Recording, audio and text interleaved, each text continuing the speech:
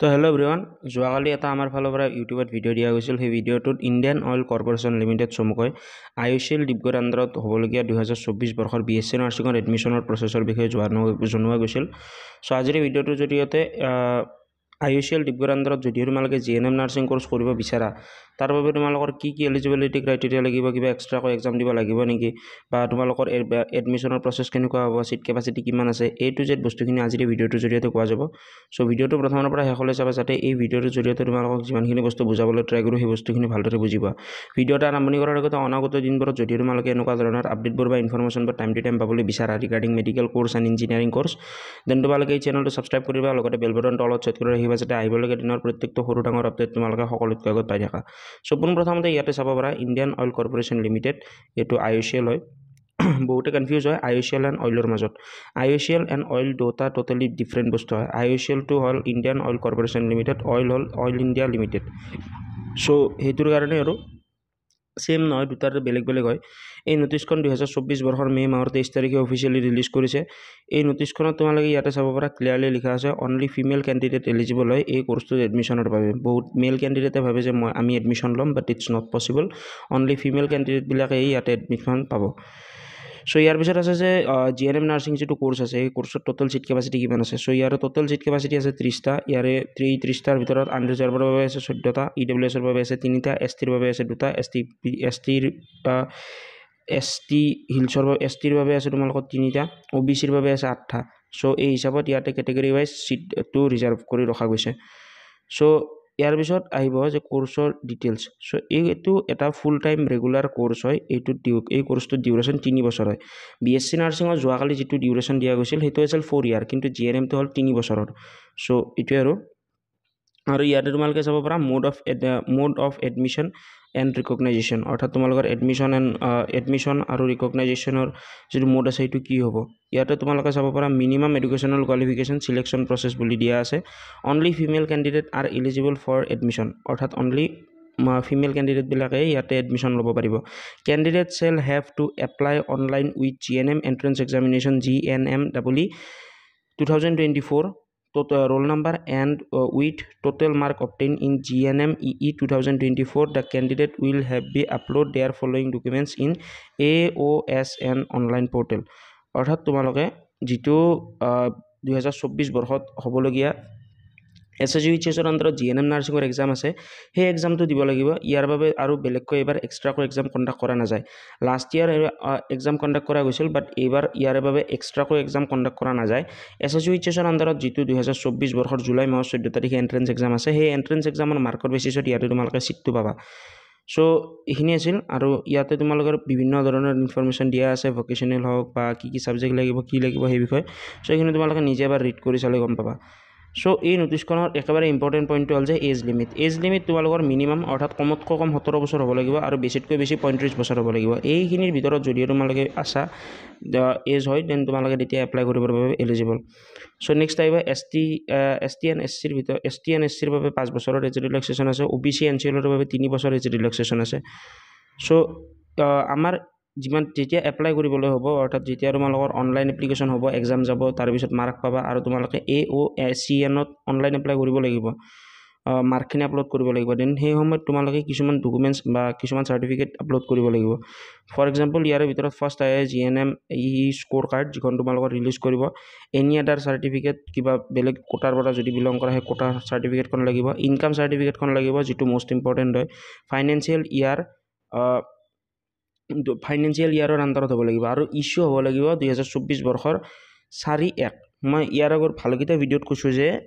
যিখন income certificate থাকে সেই ইনকাম চাৰ্টিফিকেটখন ভেলিডিটি ফাইনেন্সিয়েল ইয়াৰৰ এণ্ডিঙৰ পৰা কাউণ্ট কৰা যায় অৰ্থাৎ যিখন তোমালোকৰ ইনকাম চাৰ্টিফিকেট আছে সেই ইনকাম চাৰ্টিফিকেটখন 2024 বৰ্ষৰ এপ্ৰিল মাহৰ 1 তাৰিখৰ পিছত হ'ব লাগিব যদিহে 2024 বৰ্ষৰ এপ্ৰিল মাহৰ 1 তাৰিখৰ আগত ইছ্যু হৈছে চাৰ্টিফিকেটখন দেন সেই চাৰ্টিফিকেটখন পেলাই দিয়ে একো কাম নাই কাৰণ যিখন ইনকাম চাৰ্টিফিকেট থাকে সেই ইনকাম চাৰ্টিফিকেটখন ফাইনেন্সিয়েল ইয়াৰ দৰে বহুতে ভাবে যে মই যিদিনা বনাইছোঁ সেইদিনাৰ পৰা 1 ইয়াৰ নট তোমালোকৰ ফাইনেন্সিয়েল ইয়াৰৰ পৰাহে কাউণ্ট কৰা যায় চ' সেইকাৰণে যদি কাৰোবাৰ ওচৰত এই ডকুমেণ্টছখন নাই দেন অতি সোনকালে বনাই ল'বা সো এইখিনি আছিল আৰু ইয়াৰ উপৰি তোমালোকৰ ষ্টাইপেনৰ ডিটেইলছখিনি দিয়া আছে যেতিয়া তোমালোকে পঢ়ি থাকিবা সেই সময়ত তোমালোকে ষ্টাইপেন পাবা ষ্টাইপেনৰ ভিতৰত তোমালোকে ফাৰ্ষ্ট ইয়াৰত পাবা 2500 টকা ছেকেণ্ড ইয়াৰত পাবা 2700 টকা থাৰ্ড ইয়াৰত পাবা তোমালোকে 2300 টকা 2900 টকা সো এনেকুৱা ধৰণে তোমালোকৰ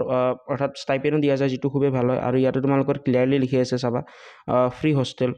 অৰ্থাৎ তোমালোকৰ ইয়াতে কোনো ধৰণৰ হোষ্টেলৰ বাবে পে'মেণ্ট কৰিব নালাগে উল্টাই তোমালোকে ভালোখিনি এমাউণ্ট এটা পাবা 3-4 হাজাৰ টকা পাবা নিজৰ অৰ্থাৎ যিমানখিনি লাগতিয়াল বস্তু আছে সেইখিনি ঠিক ঠাক চলিব পাৰিবা আৰু ইয়াতে জেনেৰেল ইনষ্ট্ৰাকশ্যন কিছুমান দিয়া আছে সেইখিনি তোমালোকে পঢ়ি চাব পাৰা বা ৰিড কৰি চাব পাৰা একেবাৰে তলত ইয়াতে দিয়া আছে ইম্পৰ্টেণ্ট ডেট এই ইম্পৰ্টেণ্ট ডেটখিনিৰ বস্তুখিনি বুজোৱাৰ আগতে মই তোমালোকক তোমালোক সকলোৰে সুবিধাৰ্থে এটা ইনফৰমেশ্যন দি দিওঁ ভালদৰে শুনি লোৱা যদিহে তোমালোকে অইল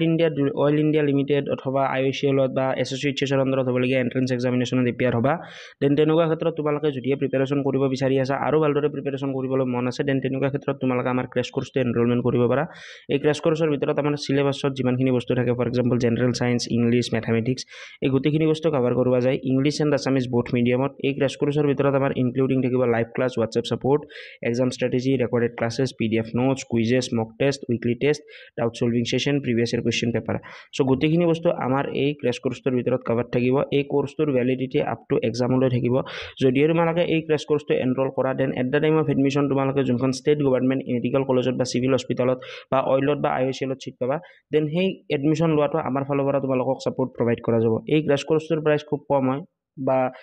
তোমালোকে ক'ব পাৰা এফৰ্ডেবল প্ৰাইচ অনলি 999 ৰুপিছৰ বিনিময়ত তোমালোকে এই গোটেই ক্ৰেছ কৰ্চটো এনৰোলমেণ্ট কৰিব পাৰিবা এই ক্ৰেছ কৰ্চটোৰ ভিতৰত যিমানখিনি বস্তু দিয়া যাব সেই বস্তুখিনি যদি ভালদৰে ফ'ল' কৰা দেন এটা বস্তু মই ক'ব পাৰিম যদিহে নিজে চেল্ফ ষ্টাডি কৰি তোমালোকে 30 নম্বৰ পোৱা আমাৰ এই কৰ্চটো লোৱাৰ পিছত এটলিষ্ট 70 মাৰ্ক পাবা চ' এইটোৱে আৰু তোমালোকে যিমান নিজে চেল্ফ ষ্টাডি কৰি পাবা তাতকৈ হয়তো তোমালোকৰ 7.5 অথবা 10x গ্ৰ'থ তোমালোকে দেখিবলৈ পাবা চ' সেইকাৰণে আৰু যদি তোমালোকে প্ৰিপেৰেশ্যন কৰিবলৈ বিচাৰা দেন ক্ৰেছ কৰ্চ এনৰোলমেণ্ট কৰিব পাৰা link in the description box enrol নাও আৰু এনৰোল কৰাৰ বাবে তোমালোকৰ 2-3টা সুবিধা আছে ফাৰ্ষ্ট এনৰোলমেণ্টৰ প্ৰচেছ হ'ল যে তোমালোকে ডাইৰেক্টলি এপৰ থ্ৰুৰে গৈ এনৰোলমেণ্ট কৰিব পাৰা এইটো একেবাৰে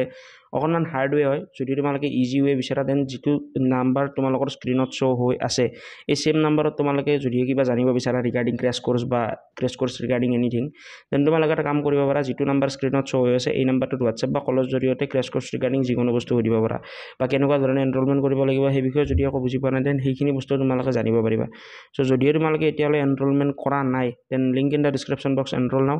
at the time of enrolment coupon code use কৰিবা OWF200 দেন ইনষ্টেণ্টলি 200 ৰুপিছৰ ডিছকাউণ্ট পাবা আৰু ইফেক্টিভ প্ৰাইচ হ'ব 999 ৰুপিছ চ' যদি এনৰোল কৰা নাই অপেক্ষা কৰি লাভ নাই অলৰেডি আমাৰ এইটো 4th বেটছ হয় এনৰোলমেণ্ট কৰি লোৱা কিবা ইছ্যু পালে হোৱাটছএপ বা কলৰ জৰিয়তে স্ক্ৰীনত শ্ব' থকা কণ্টেক্ট নাম্বাৰটোত যোগাযোগ কৰিবা চ' ইয়াতে আহিব ইম্পৰ্টেণ্ট ডেটছ চ' ইম্পৰ্টেণ্ট ডেটছত ইয়াতে দিয়া আছে tentative subject to declaration of GNM EE 2024 result so' ইয়াতে চাব পাৰা তোমালোকৰ এই নটিছখন কোনদিনা ইছ্যু হৈছে 2024 বৰ্ষৰ মে' মাহৰ 23 তাৰিখে opening of online application module in portal online এপ্লিকেশ্যনৰ যিটো মডিউল আছে সেই মডিউলটো 2024 বৰ্ষৰ জুলাই মাহৰ 15 তাৰিখৰ পিছত ৰিলিজ হ'ব লাষ্ট ডেট থাকিব তোমালোকৰ আগষ্ট মাহৰ 15 তাৰিখ ৰিজাল্টটো পাব্লিক কৰিবা আগষ্ট মাহৰ 25 তাৰিখে আৰু ৰিজাল্ট পাব্লিক কৰাৰ 5 দিন ভিতৰত তোমালোকে এডমিশ্যন ল'ব লাগিব আৰু তাৰে পিছত তোমালোকৰ মেডিকেল চেকআপ হ'ব ডেট অফ দ্য এডমিশ্যন আহিব গোটেইখিনি বস্তু আহিব চ' যদি তোমালোকে ক্ৰেছ কৰ্চটো এনৰোলমেণ্ট কৰা দেন আমাৰ ফালৰ পৰা এডমিশ্যন হ'লে মেডিকেল চেকআপ কেনেকৈ হ'ব